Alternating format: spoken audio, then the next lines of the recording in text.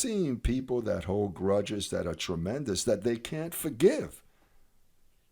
And he that doesn't forgive, his measure, he's without an account.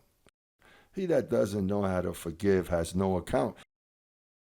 Because that is an account that we all have to have standing to learn to forgive.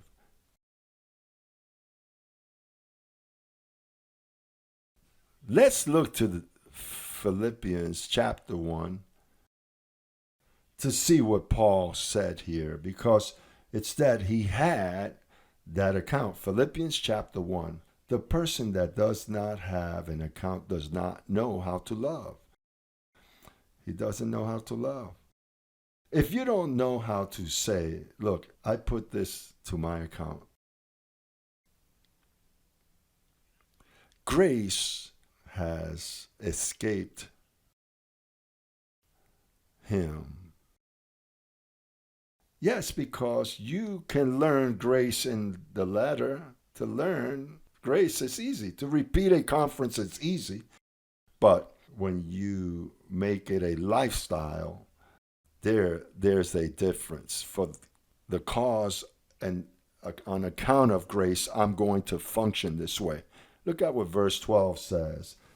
I want you to know, brethren, that what has happened to me has really served to the advance of the gospel, so that it has become known throughout the whole imperial guard and to all the rest that my imprisonment is for Christ. And most of the brothers, having become confident in the Lord by my imprisonment, are much more bold to speak the word without fear.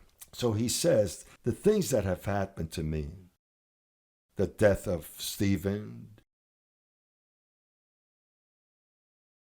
the people I obligated to blaspheme, so now to see me in my imprisonment, this has served for the advancement of the gospel.